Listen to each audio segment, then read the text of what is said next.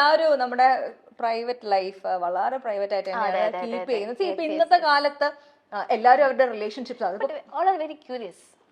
People are curious and people are happy to share also. ബാക്കിയുള്ളവരെ കാണിക്കാനും അവരുടെ ഒരു എന്താ പറയാ ഡേറ്റിംഗ് ലൈഫും റിലേഷൻഷിപ്പും ഒക്കെ വളരെ ക്ലിയർ ആയിട്ട് സോഷ്യൽ മീഡിയ കാണിക്കുന്ന ഒരു രീതിയും കൂടെ ഉണ്ട്. പക്ഷെ ഈ കാലത്തിനനുസരിച്ചുള്ള ഒരു രീതിയിലല്ലാതെ വളരെ പ്രൈവറ്റ് ആയിട്ടാണ് പ്രൈവറ്റ് ലൈഫ് കീപ്പ് ചെയ്യുന്നത്. അതിനുള്ള കാരണം അത് വളരെ സ്വാഭാവികമായിട്ട് സംഭവിക്കുന്ന ഒരു കാര്യമാണ്. എനിക്ക് അങ്ങനെ എങ്ങനെയാ അത് പറയാ, ചില കാര്യങ്ങൾ നമ്മൾ നമ്മുടെ മനസ്സിന് സന്തോഷം തരുന്ന ചില കാര്യങ്ങൾ നമ്മൾ ഇങ്ങനെ ഒരു മുത്ത് സൂക്ഷിക്കുന്നത് ഇങ്ങനെ സൂക്ഷിക്കത്തില്ലേ, അപ്പൊ അങ്ങനെ ഒരു സംഗതിയാന്ന് വേണമെങ്കിൽ മാത്രമായി സൂക്ഷിക്കാന്നുള്ളത്. അതെ അതെ അതെ അതെ അതെ അതെ. ഒരു പരിധിക്കപ്പുറം ഇല്ല വേണ്ടെന്നാണ് എൻ്റെ ഒരു ആഗ്രഹം. അങ്ങനെ ഇരിക്കണം എന്നാണ് എൻ്റെ ഒരു ആഗ്രഹം. അറിയില്ല, കല്യാണത്തിനെ പറ്റിയുള്ള വാർത്തകളൊക്കെ കുറെ വന്നിരുന്നു. എൻഗേജ്മെന്റ് കഴിഞ്ഞു അങ്ങനെയുള്ള. അപ്പം അതിലൊക്കെ എന്തെങ്കിലും സത്യസന്ധമായിട്ടുള്ള കാര്യമാണോ ആ വന്നിരിക്കുന്ന ന്യൂസുകളൊക്കെ? ഞാൻ അതിനെ കുറിച്ചൊക്കെ പിന്നീട് പറയാം, ഇപ്പൊ പറയാൻ സമയമായിട്ടില്ല. ഓക്കെ, അപ്പൊ നമ്മൾ moving on to the next thing. അടുത്ത പക്കം. ഓക്കെ, വളരെ സിമ്പിൾ ആണ്, വളരെ ഈസി ആയിട്ട് ചെയ്യാൻ പറ്റും. മ്യൂസിക് സെഗ്മെന്റ് ആണ്. ഇംഗ്ലീഷ് വാക്കുകൾ ഉപയോഗിക്കാത്ത ഒരു പാട്ട് പാടുക. മലയാളം പാട്ട് പാടി പോലെ ഞാൻ പറഞ്ഞു വളരെ സിമ്പിൾ ആയി പോയി ക്വസ്റ്റ്യൻ എഴുതിയപ്പോഴേ. അതെന്തപ്പോ അങ്ങനെ ഒരു ചോദ്യം? ഏത് പാട്ടാണ്? പഴയ പാട്ട്. പക്ഷെ പാടാൻ എനിക്കുണ്ട് കേട്ടാ. കുഴപ്പമില്ല, പറ്റുന്ന രീതിയിൽ പാടട്ടാ. കടലിന്നഗാധമാം നീലിമയിൽ കമനിലിൻ ഹൃദയത്തിനാഴത്തിലാരും അറിയാതെ കാത്തുവച്ചതേതുരാഗം അരുമയാം അനുരാഗ പത്മരാഗം. പത്മരാഗമാണോ? അതാണ് കൺഫ്യൂഷൻ. അതാണ് ഒരു കൺഫ്യൂഷൻ, മനസ്സിലായില്ലേ? സത്യം സത്യം. അതെ അതെ അതെ. അപ്പൊ എന്തായാലും ഈ പാട്ടിൽ എന്തായാലും മുത്തുപോലെ പവിഴം വാക്കുകൾ പറഞ്ഞുതരാനേ പറ്റുള്ളൂ. അവിടെയാണ് കൺഫ്യൂഷൻ വരുന്നത്. പത്മരാഗം, സ്വർഗരാഗം. അതെ അതെ, നമ്മൾ എന്നും കേൾക്കുന്ന പാട്ടാണെങ്കിലും പറഞ്ഞു വരുമ്പോഴത്തേക്കും അതാണോ ഇതാണോ എന്നൊരു സംശയം വരും. ഓക്കെ, അപ്പൊ സക്സസ്ഫുള്ളി കംപ്ലീറ്റഡ് അത് വൺ ഓൾസോ. അപ്പൊ അടുത്ത ചക്കം. സ്വന്തം മുഖത്തോട് സാദൃശ്യമുള്ള ഒരാളെ കണ്ടുമുട്ടിയിട്ടുണ്ട്. കണ്ടുമുട്ടിയിട്ടുണ്ടോ എന്ന് വെച്ചാൽ എനിക്ക് നമുക്ക് കണ്ടാ അങ്ങനെ പെട്ടെന്ന് പിടിയിട്ടത്തില്ല. അങ്ങനെ ഡിറ്റോ സാദൃശ്യമുള്ള ആളെ കണ്ടുമുട്ടിട്ടൊന്നുമില്ല.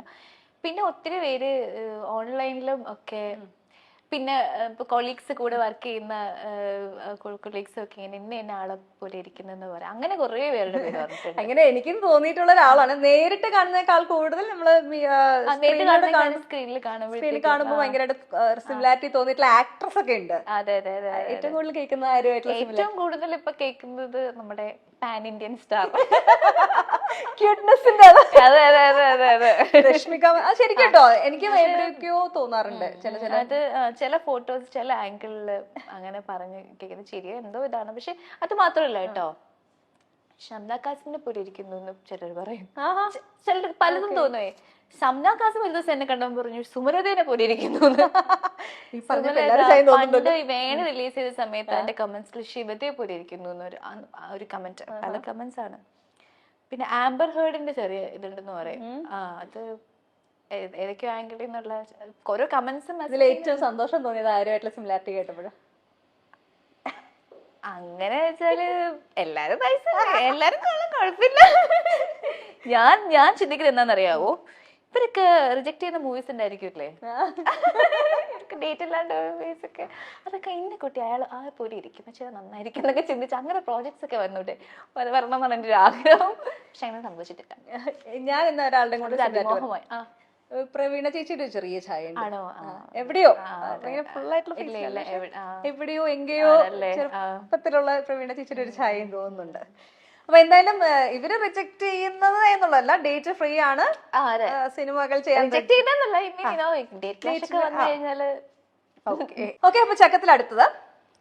മറ്റുള്ളവരുടെ ഉപദേശം കേട്ട് തലവേദന ഉണ്ടായിട്ടുണ്ട്. ഓ പിന്നെ വരുന്നവരും പോകുന്നവരൊക്കെ ഉപദേശിച്ചിട്ട് പോകാറുണ്ടോ? അയ്യോ ഇല്ല, അങ്ങനെ ഇല്ല, അങ്ങനെ ഇരുന്ന് കൊടുക്കാറില്ല. എനിക്ക് അങ്ങനെയൊക്കെ ഉള്ള കുറച്ച് നല്ല ക്വാളിറ്റീസ് ഉണ്ട്. ഞാൻ വളരെ ചുരുക്കമാണ് അങ്ങനെ ഇരുന്ന് കൊടുക്കുക. നമുക്കറിയാലോ ഏത് റൂട്ടിലേക്കാണ് അത് പോകുന്നത് കണ്ടു. ഞാൻ പതുക്കെ എങ്ങനെയെങ്കിലും സ്കൂട്ട്. പക്ഷെ ചില സാഹചര്യങ്ങളിൽ ഞാൻ നല്ല ലിസണറാണ് കേട്ടോ. എനിക്ക് ലിസൺ ചെയ്യാൻ എനിക്ക് ബുദ്ധിമുട്ടൊന്നുമില്ല. ഞാൻ സംസാരിക്കുന്നതിൽ കൂടുതൽ കേൾക്കുന്ന ആളാണ്. അപ്പം അങ്ങനെയൊക്കെ നമ്മൾ ചിലപ്പോൾ ഇരിക്കുമ്പോഴത്തേക്കും ഇത് ഈ ഒരു മേഖലയിലേക്ക് പോകും, കോൺവെർസേഷൻ ഉപദേശത്തിലേക്കൊക്കെ പോകും. നമുക്ക് ഓൾറെഡി അറിയാവുന്ന കാര്യങ്ങളായിരിക്കും, നമ്മൾ അവെയർ ആയിട്ടുള്ള കാര്യങ്ങളായിരിക്കും. വീണ്ടും ഇങ്ങനെ കേൾക്കുമ്പോഴത്തേക്കും പിന്നെ അത് ഇരുന്ന് കേൾക്കും, വേറെ വഴിയില്ല. പിന്നെ എനിക്ക് ഈ സ്കൂട്ടാവുക വെച്ചാൽ മുൻ അറിഞ്ഞു വരുമ്പോഴത്തേക്കും ആദ്യമേ സ്കൂട്ടാവുന്നറിയാം. പക്ഷെ ഒരു കോൺവെർസേഷന്റെ ഇടയ്ക്ക് ബ്രേക്ക് ചെയ്ത് പോകുന്നത് എനിക്ക് അറിയത്തില്ല, അല്ലെങ്കിൽ എനിക്ക് കോൺവെർസേഷൻ മാറ്റാനൊന്നും അറിയില്ല. അപ്പൊ എനിക്ക് അവര് സംസാരിക്കുന്ന ആളെ മാനിക്കണം എന്ന് വിചാരിച്ചിട്ട് നല്ലൊരു പറഞ്ഞു തീർക്കട്ടെ എന്ന് വിചാരിച്ചങ്ങ് അങ്ങനെ വെയിറ്റ് ചെയ്തിരിക്കും. അതെ, ഐ ആം ട്രാപ്ഡ്. പ്രത്യേകിച്ച് ഉപദേശം എന്നൊക്കെ പറയുമ്പോ ഒന്നും പറയണ്ട. ഏറ്റവും കൂടുതൽ കേട്ട് വെറുത്ത ഉപദേശം ഏതായിരിക്കും? എല്ലാരും വന്ന് ഉപദേശം ഫോൺ എടുക്കാന്ന് പ്രശ്നമാണോ? ഫോൺ വിഷയമാണ് അത്. അതായത് ഫുൾ ടൈം ഫോൺ കയ്യിൽ വെക്കാത്ത ഒരാളായത് കൊണ്ടാണ്. എനിക്കെന്ന് വെച്ചാല് ഞാൻ ഫോൺ മാറ്റി വെച്ചിട്ട് ഒരു കാര്യമുണ്ട്. അതായത് എനിക്ക് ഒന്നാമത്തെ ഞാൻ ഒരാളോട് ഞാൻ നല്ല മൂഡിൽ സംസാരിക്കാൻ നല്ലതായിട്ട് ഇരിക്കുന്ന സമയത്ത് ഞാൻ സംസാരിക്കത്തുള്ളൂ. ഇപ്പൊ എൻക്വയറി ആണെങ്കിലും എന്താണെങ്കിലും മൂഡ് മാറ്റേഴ്സ്. പിന്നെ ചില ആൾക്കാർ ഒരാളോട് സംസാരിച്ചപ്പോൾ കുറച്ച് അധികം നേരം ആയി കഴിഞ്ഞാൽ ഞാൻ അങ്ങ് സാച്ചുറേറ്റഡ് ആയി പോകും. അപ്പൊ എനിക്കിനി വേറൊരാളോട് സംസാരിക്കാനുള്ള എനർജി കാണില്ല. അപ്പൊ ഞാൻ ഫോൺ അവിടെ വെച്ചിട്ട് ഞാൻ എന്റെ വഴിക്ക് പോകും. ആ സമയത്തായിരിക്കും കുറെ കോൾസും കാര്യങ്ങളും വരുന്നത്.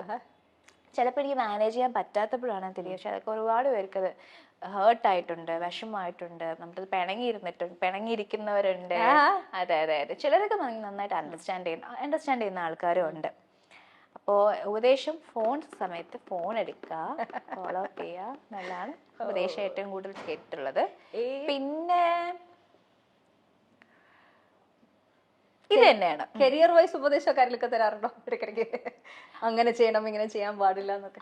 അതൊക്കെ തരും. അത് തരാറുണ്ട് ഇൻ ദ സെൻസ് ഉണ്ട് ഇങ്ങനെ വേണം അങ്ങനെ വേണം എന്ന് പറയുന്നു. പക്ഷെ നമുക്കറിയാലോ നമുക്ക് എന്ത് വേണം എന്നുള്ളതിനെ കുറിച്ച് നമുക്കൊരു ഐഡിയ ഉണ്ടല്ലോ. അപ്പൊ ഞാൻ അതനുസരിച്ചാണ് പോകുന്നത്. ഇപ്പം സോഷ്യൽ മീഡിയയിൽ നമ്മളെ തന്നെ വിഷ്വൽസ് വരുന്ന സമയത്ത് അതിനകത്ത് പോസിറ്റീവ് ആയിട്ടുള്ളതും നെഗറ്റീവ് ആയിട്ടുള്ള കമന്റ്സും ഒരുപോലെ വരാം. അല്ലെങ്കിൽ ചിലപ്പോൾ നെഗറ്റീവിനായിരിക്കും കൂടുതൽ. ഒരാള് എന്തെങ്കിലും മോശമായിട്ട് പറഞ്ഞു തുടങ്ങി കഴിഞ്ഞാൽ പിന്നെ അത് കാട്ടുതീ പോലെ പടർന്ന് എല്ലാവരും അത് പറയാനുള്ള ഏറ്റെടുത്ത് പറയുന്ന ഒരു ട്രെൻഡ് ഉണ്ട്.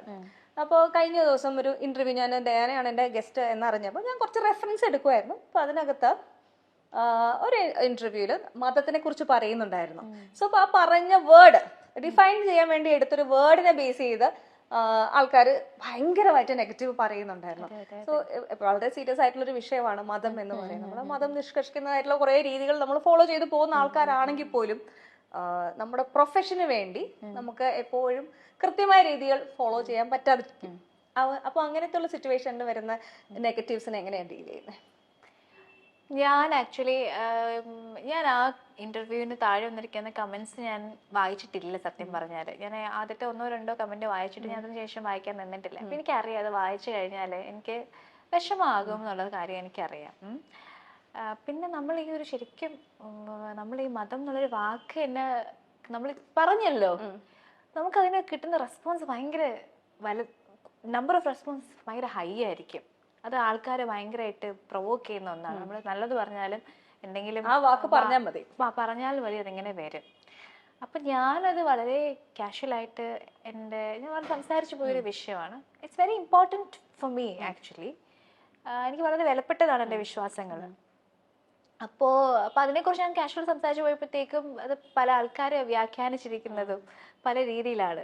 അത് പലരും ഉൾക്കൊണ്ടിരിക്കുന്നത് വളരെ ഡിഫറെൻ്റ് ആയിട്ട്. ഞാൻ ഉദ്ദേശിച്ച കാര്യങ്ങളോ അങ്ങനെയൊന്നും അല്ല, അവരുടേതായ രീതിയിലാണ് റെസ്പോണ്ട് ചെയ്തിരിക്കുന്നത്. നമുക്കൊന്നും ചെയ്യാൻ പറ്റില്ല. ഞാൻ ഹെൽപ്ലെസ് ആണ്. നമുക്ക് ആരുടെയും വായും മൂടിക്കെട്ടാനൊന്നും പറ്റത്തില്ല.